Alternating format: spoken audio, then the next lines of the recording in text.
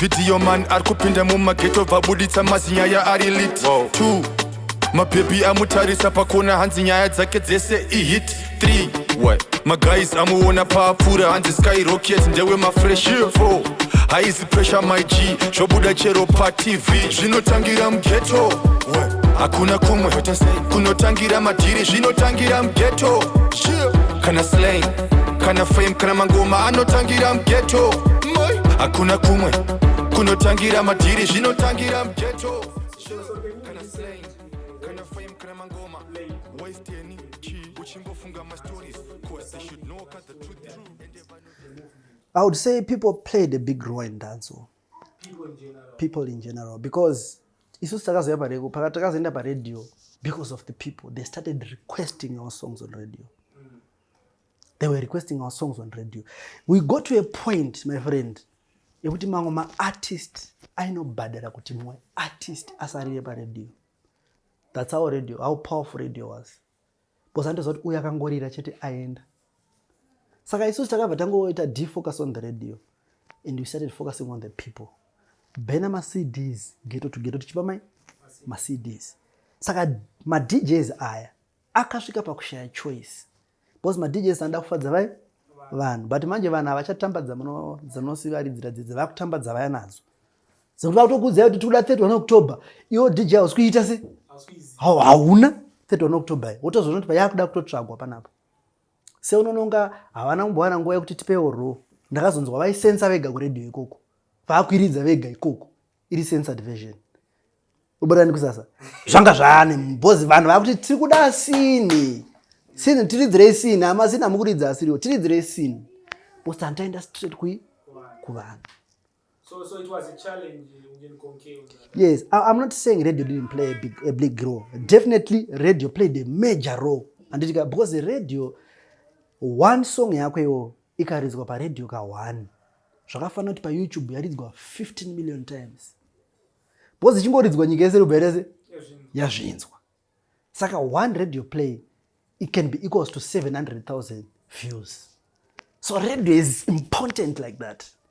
So radio yakazoti move kunyaya Star FM. Na Smiley, DJ Smiley.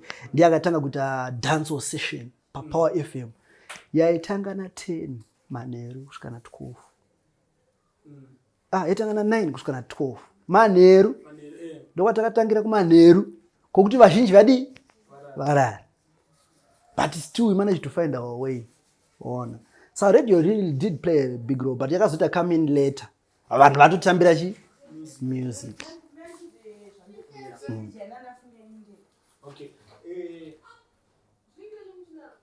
Among other mediums, traditional ones, and newspaper and TV, they also help pushing the agenda, or it was just the same? No.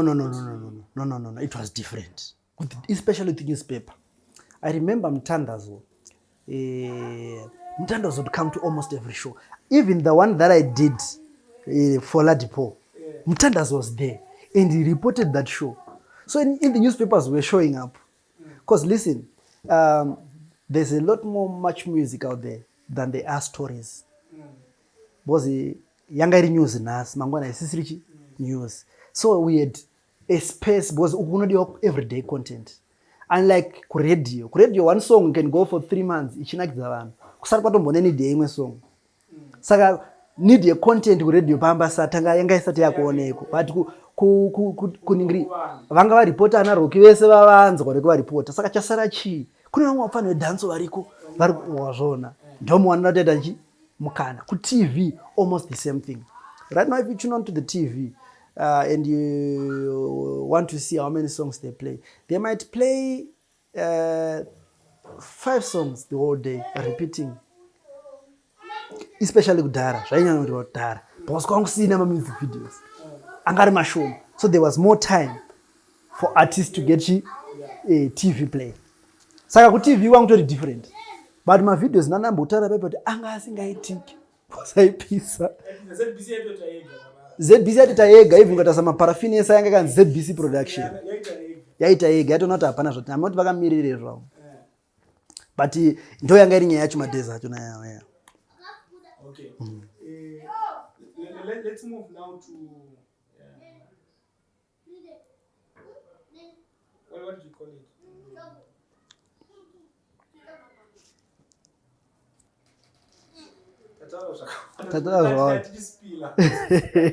Yeah, everywhere.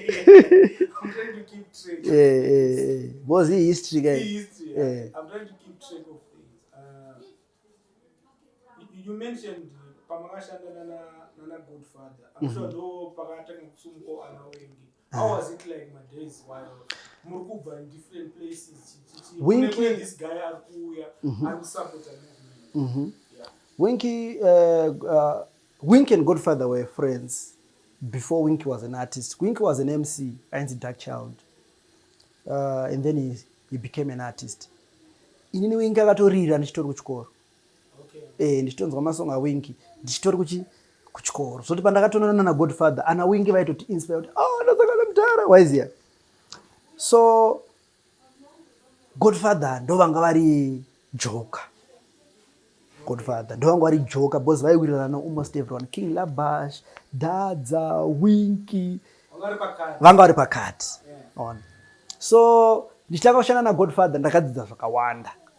You know, about Rastafari, about music shows, about a lot. Godfather taught me a lot. Hence the name Godfather. He taught me a lot.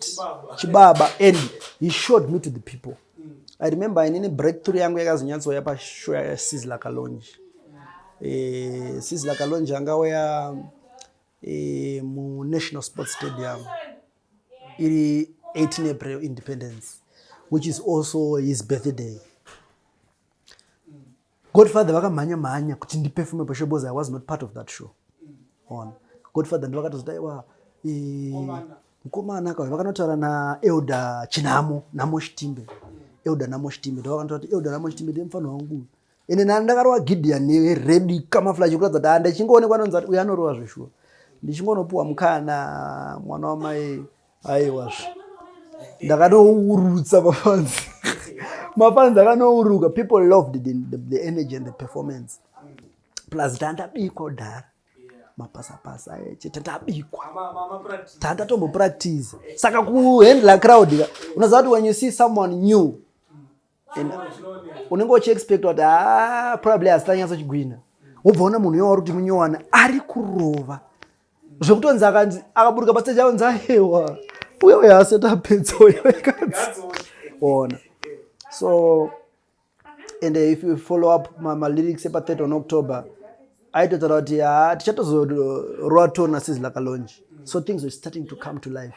And inini personally zvandipa energy. Zvandipa energy to iwe zvinhu zvikutoita guys. And that was Godfather.